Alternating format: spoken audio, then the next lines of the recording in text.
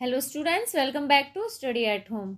इस वीडियो में हम BHDE 106 या EHD 06 का जो आपका पुराना पेपर है जून 2021 का, उसके आंसर हम लोग इसमें देखेंगे। तो इसमें जो भी प्रश्न है वो हमारे इम्पोर्टेंट प्रश्न और उत्तर में हम देख सकते हैं, इनको तैयारी कर सकते हैं यानी एग्जाम के लिए।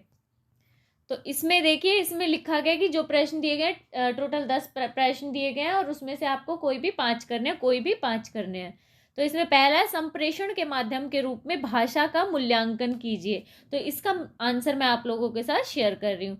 बाकी जो विभिन्न भाषा परिवारों का परिचय देते हुए भारोपीय भाषा परिवार की चर्चा कीजिए, ये मैंने इंपॉर्टेंट प्रश्न उत्तर में आप लोगों को बता रखा है, तो उसमें आप वीडियो देख सकते हैं। हिंदी की उपभाषाएं हैं, उनका भी मैंने एक वीडियो बना रखा है, वो भी मैं डिस्क्रिप्शन बॉक्स में लिंक दे दूंगी, आप लोग उसमें ये आंसर देख सकते हैं। नेक्स्ट प्रश्न, संपर्क भाषा के रूप में हिंदी के प्रसार के विभिन्न कारणों का उल्लेख कीजिए। हिंदी के अखिल भारतीय स्वरूप पर प्रकाश डालिए। हिंदी उर्दू संबंधों पर प्रकाश डालिए। 7वां प्रश्न है, कार्यालयी हिंदी का स्वरूप स्पष्ट कीजिए। 8वां प्रश्न रहेगा, हिंदी भाषा के मानकीकरण की समस्या पर प्रकाश डालिए। 9वां प्रश्न में, विज्ञान के क्षेत्र में हिंदी के स्वरूप पर प्रकाश डालिए प्रश्न पूछा जाएगा। और 10वें में हमें कुछ टॉपिक दिए गए हैं, इन पे किन्हीं 2 पे संक्षिप्त टिप्पणी लिखनी है। 10 नंबर का हमारा एक रहेगा, तो टोटल प्रश्न 20 नंबर का हो जाएगा। तो हम इस वीडियो में हम जो पहला प्रश्न है, संप्रेषण के माध्यम के रूप में भाषा है, उसका आंसर देखते हैं। तो चलिए आंसर देखना स्टार्ट करते हैं।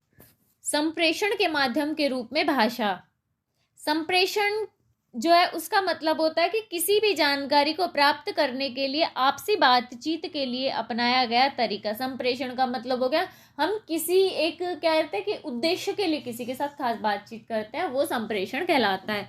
संप्रेषण में हम या तो किसी से कुछ पूछते हैं यानी कि जानकारी प्राप्त करना चाहते हैं, या तो किसी के पूछे हुए प्रश्न का उत्तर देते हैं, यानी कि हम हर बात में संप्रेषण करते हैं। यानी हम तभी बोलते हैं जब हमारे पास श्रोता के लिए कोई भी अभिप्राय पूर्ण संदेश होता है, क्योंकि बिना प्रयोजन के कोई भी कुछ नहीं बोलता है। यानी कि हमें कोई उद्देश्य होता है तभी हम किसी से बात करते हैं, जो कि संप्रेषण कहलाता है।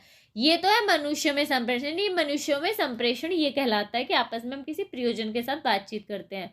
अब आता है मनुष्यों से भिन्न प्राणियों में संप्रेषण। ये संप्रेषण जो प्राणियों में, जानवरों में, इन सब में होता है, वो सीमित होता है। जैसे कि किसी खतरे से आगाह करने के लिए, अपने प्रति आकर्षित करने के लिए, पास बुलाने के लिए, दूर भगाने के लिए, या जो भोजन का है ना, भोजन ढूंढते हैं तो बताते हैं उसके लिए, उसकी सूचना देने के लिए। खेलते समय जो जानवर खुशी प्रकट करते हैं उसके लिए, जैसे कि चिड़िया चहचहाती है, खेलते कूदते टाइम फुदकती रहती है ना, तो ये उनका संप्रेषण होता है जो जानवरों में मिलता है, विभिन्न जानवरों में। परंतु मनुष्य भांति भांति के प्रयोजन के लिए संदेश रचना करता रहता है, रचता रहता है। इसके अलावा हम ये भी नोट करते हैं कि जो संभाषण यानी कि बातचीत है, उसकी स्थिति तभी उत्पन्न होती है जब एक से अधिक या कम से कम 2 व्यक्ति हो। यानी कि एक व्यक्ति बैठा है, वो संप्रेषण है, संभाषण नहीं कर सकता, वो तो बड़बड़ा सकता है। सिर्फ 2 व्यक्तियों, एक से ज्यादा 2, 3, 4 बैठ के बात करें, या 2 व्यक्ति तो कम से कम होने ही चाहिए। सामान्य रूप से कोई व्यक्ति तभी बोलता है जब कोई उसे सुनने वाला हो, और सुनने के बाद मनचाही अनुक्रिया देने वाला हो। यानी कि अगर जैसे सुनने वाला व्यक्ति है, वो बातचीत के बीच में उठ के चला जाए, या बातें सुनते हुए हाँ हूँ यानी कि कोई स्वीकृति या हाँ नहीं, कोई भी बात ना कहे, यानी सिर भी ना हिलाए, अनुक्रिया ना करे, तो बोलने वाला जो व्यक्ति होता है वो बातचीत बंद कर देता है, और बिना श्रोता के वक्ता कुछ ही वाक्य या उक्तियां बोल सकता है, जैसे कि ओफ कितना सुंदर है, कितना कष्ट है बेचारे को, आदि। ये क्या है, अगर सामने वाला कोई अनुक्रिया नहीं देता तो जो बोलने वाला व्यक्ति है वो रुक जाता है, वहां से चला जाता है, यानी बोलना बंद कर देता है। और कुछ ही वाक्य या उक्ति होते हैं जो अकेला आदमी बोल सकता है। ये बड़ी व छोटी जो बातें होती हैं, ये संभाषण नहीं कहलाती, संप्रेषण नहीं कहलाती, ये बड़बड़ाना कहलाती हैं, या अर्ध चेतना वाले या जो पागल व्यक्ति उनके प्रलाप कहलाती हैं ये। अतः हम मान सकते हैं कि जो भाषा संप्रेषण है उसमें वक्ता व श्रोता होने चाहिए, कुछ संदेश होने चाहिए जिन्हें वक्ता श्रोता के पास पहुंचा रहा है, और उसके बाद कुछ संदेशों का प्रयोजनपूर्ण भी होना चाहिए, यानी कि वो संदेश है उनका कुछ उद्देश्य भी होना चाहिए। जैसे कि वक्ता है, वक्ता संदेश दे रहा है, किसको? श्रोता को दे रहा है। संदेश कैसा होना चाहिए? उसका कोई मतलब होना चाहिए, कोई अभिप्राय होता है संदेश का। तो ये हमारा संभाषण हो गया, संप्रेषण हो गया। संप्रेषण के रूप में भाषा या प्रतीक व्यवस्था भी आप लिख सकते हैं, और संप्रेषण के रूप में भाषा एक ही मतलब है। वक्ता, संदेश और श्रोता के बाद सवाल यह उठता है कि वक्ता का संदेश श्रोता तक कैसे पहुंचेगा। यानी वक्ता तो संदेश दे देगा, लेकिन कैसे देगा श्रोता को? इसके लिए हमें एक माध्यम चुनना होगा, यानी चैनल की आवश्यकता होती है जो कि उस संदेश को पहुंचा सके। ये माध्यम कुल 5 हो सकते हैं, यानी कि वक्ता से श्रोता तक संदेश पहुंचाने के जो माध्यम होते हैं वो 5 माध्यम हो सकते हैं। पहला है नेत्रों के द्वारा दृश्य माध्यम, यानी कि देख के संदेश पहुंचता है। कानों के लिए श्रव्य माध्यम, कानों से सुन के संदेश पहुंच सकता है। नाक के लिए गंध का, जिह्वा के लिए स्वाद का माध्यम व त्वचा के लिए स्पर्श का माध्यम, ये हमारे संदेश को पहुंचाने के माध्यम होते हैं।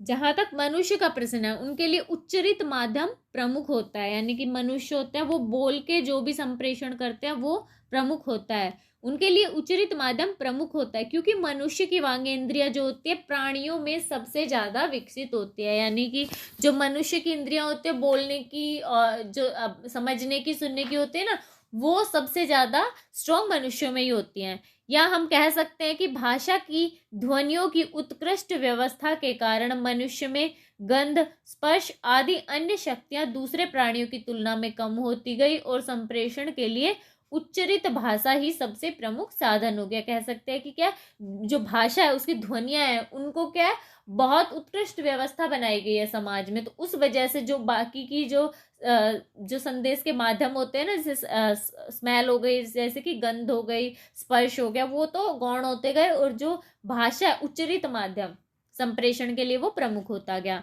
माध्यम या फिर चैनल संदेश को वक्ता तक ले जाने का काम करते हैं, किंतु संदेश जो होता है वो मन में ही उत्पन्न होता है और मन में ही ग्रहण किया जाता है। यानी कि जो संदेश दे दिया हमने किसी को, क्या है वो एक माध्यम से चला जाता है, लेकिन संदेश निकलेगा कहाँ से? वो सीधा मन से आता है। पहले हम कुछ सोचते हैं ना कि हमें ये पूछना है, और फिर सामने वाला वो भी सोचता है अच्छा इसने ये पूछा है, तो मन से ही बोला जाता है, उत्पन्न होता है और मन से ग्रहण किया जाता है।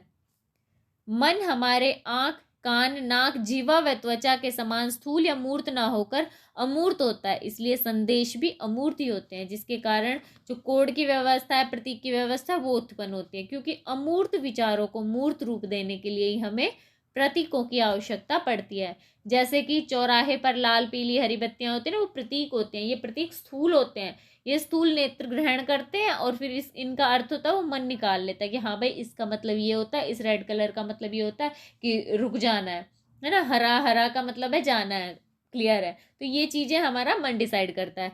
प्राणी भी भाव संप्रेषण के लिए प्रतीकों का प्रयोग करते हैं। जैसे जो डॉल्फिन होती है वो श्रव्य प्रतीकों के द्वारा अर्थ संप्रेषित करती है। उसकी भाषा 40 शब्दों में खत्म हो जाती है एवं वह 41वां शब्द भी उत्पन्न नहीं कर सकती, क्योंकि उसकी भाषा कोश में लगभग 40 ध्वनियां ही होती हैं और हर ध्वनि का एक अलग अर्थ होता है। मानव की भाषा कोड के रूप में कुछ अलग व अति विकसित है। जो मनुष्यों की भाषा होती है वो प्रतीक या कोड के रूप में थोड़ी सी ज्यादा विकसित मानी गई है। मनुष्य भी आमतौर पर 40 से 50 ध्वनियां ही बोल सकता है और हर भाषा में 10 से 15 स्वर, 30 से 40 व्यंजन की ध्वनियां होती हैं। अगर हम यह भी मान ले कि हर ध्वनि का एक अर्थ हो तो भी मनुष्य 40 से 50 शब्दों व उक्तियों से ज़्यादा कुछ उत्पन्न नहीं कर सकता है। परंतु मनुष्य के द्वारा जो ध्वनियाँ हैं उनसे विस्तृत कोड व्यवस्था उत्पन्न की गई है और उससे क्या बहुत सारे लाखों शब्द बना लिए गए हैं। 3 या 4 ध्वनियों से वे शब्दों का निर्माण करके उनका अर्थ आरोपण कर सकते हैं। मतलब यह है कि मनुष्य की भाषा में ध्वनियाँ प्रतीक नहीं है बल्कि ध्वनियों से बने हुए शब्द प्रतीक होते हैं। तभी तो मनुष्य 40 से 50 ध्वनियों से लाखों शब्दों का निर्माण कर लेते हैं, जिससे जटिल से जटिल विचारों की अभिव्यक्ति भी आसानी से हो जाती है। इसके बाद आता है कि भाषा के जो प्रतीक होते हैं वो यादृच्छिक मतलब क्या, मन चाहे होते हैं, हम अपने आप गढ़ सकते हैं उनको, वो यादृच्छिक कहलाते हैं, यानी कि मनमाने होते हैं। यानी हर भाषा के शब्दों का जो शब्द होते हैं उसके अर्थ के साथ कोई सहज संबंध नहीं होता, अन्यथा तो सारी भाषाओं की शब्दावली एक ही होती। जिसे हम आम कहते हैं उसे अंग्रेजी में मैंगो कहा जाता है और तमिल में माजगाय कहा जाता है। यानी कि चीज़ एक आम ही हो गई है ना। तो इसका मतलब हो गया कि सब लोग अपने अपने हिसाब से अपने अपने तरीके से उनका अर्थ निकाल लेते हैं। यानी कि शब्द का क्या अर्थ हो यह निर्णय जो होता है वो भाषा बोलने वाला समुदाय ही डिसाइड करता है। अतः भाषा के शब्दों को यादृच्छिक प्रतीक कहा जाता है। इस प्रकार हम मान सकते हैं कि संप्रेषण के लिए कोड तैयार करने का दायित्व वह भाषा बोलने वाले जन समुदाय का ही माना जाता है। माध्यम व कोड को संप्रेषित प्रक्रिया में शामिल करने पर नया आरेख जो होता है वो निम्नलिखित है। जैसे वक्ता के पास संदेश भेज रहे हैं, वक्ता संदेश किसको भेज रहा है? श्रोता को। तो संदेश होता है उसका एक अर्थ या अभिप्राय होता है, जो कि माध्यम जो होता है माध्यम चुना जाता है और अर्थ या अभिप्राय के साथों माध्यम चुना जाता है। और साथ में उसे प्रति जो कोड है ना, कोड चुनता है उसके लिए, जो कि प्रतीकों के संप्रेषण की व्यवस्था करता है। यानी कि जो कोड होते हैं वो उनके लिए प्रतीक बनाते हैं और फिर जो प्रतीक या कोड हो गए और जो माध्यम हो गया, चैनल हो गए, वो श्रोता तक संदेश आसानी से पहुंचा सकते हैं वक्ता का। ये प्रतीकों के निर्माण का आधार माना गया है। इसके अनुसार संप्रेषण के लिए हमें आवश्यकता पड़ती है किसकी? वक्ता और श्रोता की, दोनों सजीव होने चाहिए। माध्यम भौतिक होना चाहिए। माध्यम द्वारा प्रेषित जो प्रतीक है उसकी कोड व्यवस्था अमूर्त होनी चाहिए, ताकि जो कोड में बंधे हुए संदेश हैं उसको श्रोता तक पहुंचाया जा सके। इसके बाद मानव संप्रेषण में जो प्रमुख घटक माने जाते हैं वे हैं कि पहला, मनुष्य वक्ता होना चाहिए। जो मनुष्य होगा श्रोता भी मनुष्य होगा। उनके बातचीत के दौरान एक व्यक्ति बारी बारी वक्ता व श्रोता की भूमिकाएं निभाता है। तीसरा, माध्यम होता है जो कि मुंह से निकली ध्वनि तरंगों द्वारा संचारित जो बातें हैं या फिर हमारा जो संदेश होता है वो कानों के द्वारा ग्रहण की गई ध्वनियाँ होती है। कोड व्यवस्था हमारी भाषा के अंदर होती है। संदेश होता है जो सामाजिक प्रयोजनों की सिद्धि के लिए दिया जाता है। तो ये आपका संप्रेषण के रूप में हमारी भाषा हो गई। नेक्स्ट हमारा प्रश्न है कि जो विभिन्न भाषा परिवार है ना विश्व के, वो बताते हैं, उनके बारे में हमें बताते हुए और हमें भारोपीय भाषा परिवार के बारे में थोड़ी जानकारी लिखनी है। तो ये मैं आप लोगों के साथ अभी मैं स्क्रीन शेयर कर दूंगी। अगर आपको पूरा वीडियो देखना है इसके ऊपर, तो मैंने इंपॉर्टेंट प्रश्न उत्तर के अंदर ये समझा रखा है प्रश्न, तो वो मैं आप लोगों के लिए BHDE 106 की जो प्लेलिस्ट है उसका आप लोगों के साथ लिंक शेयर कर दूंगी डिस्क्रिप्शन बॉक्स में। आप वहाँ से वो वीडियो देख सकते हैं और इस प्रश्न को भी चेक कर सकते हैं। तो यहाँ पे मैं आप लोगों के साथ स्क्रीन शेयर कर रही हूँ, आप लोग अपना आंसर देख सकते हैं।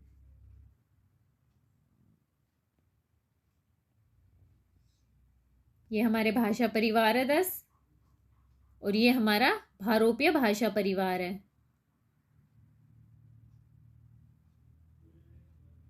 इसमें मैं स्क्रीन शेयर कर रही हूँ। बाकी जो वीडियो है मैंने इंपॉर्टेंट प्रश्न वाले में मैंने पूरा इसके बारे में आप लोगों को बताया है।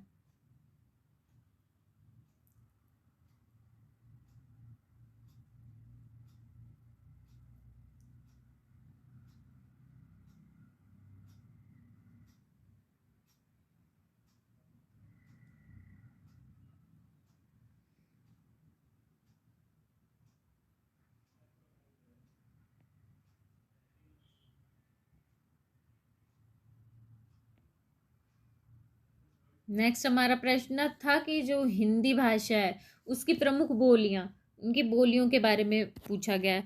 तो हिंदी की उपभाषाएं या बोलियां या हिंदी का जनपदीय आधार, ये प्रश्न भी होगा तो भी आंसर उसका वही रहेगा कि हमारे हिंदी की जो बोलियां हैं उनके बारे में बताया गया है। भारत में जो बोली जाने वाली हिंदी की जो भाषा है उनकी प्रमुख बोलियां हैं वो कौन सी हैं। तो ये मैं आप लोगों के साथ, ये भी मैंने प्रश्न शेयर कर रखा है, तो इसका भी मैं आप लोगों के साथ स्क्रीन शेयर करूंगी और वीडियो अगर आपको डिटेल में देखना हो तो आप लोग देख सकते हैं।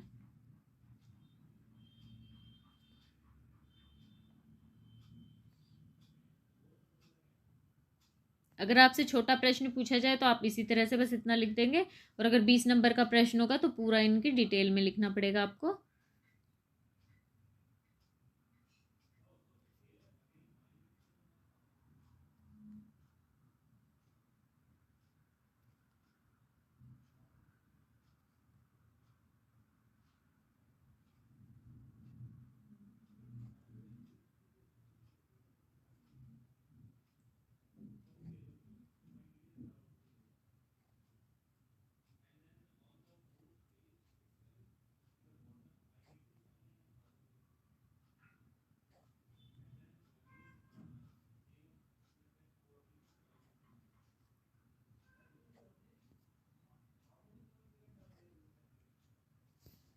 यहाँ पे 2-3 प्रश्न हो गए जो आपके इम्पोर्टेंट प्रश्नों की कैटेगरी में भी आते हैं, और आपका ये जो जून 2021 का पेपर है उसके आंसर है पहले 3 प्रश्नों के। तो इस वीडियो में आप लोगों के लिए अभी के लिए इतना ही। अगर वीडियो आप लोगों के लिए हेल्पफुल रहा हो तो प्लीज़ वीडियो को लाइक एंड सब्सक्राइब जरूर कर दीजिएगा। मिलते हैं अगले वीडियो में कुछ नए इन्फॉर्मेशन के साथ।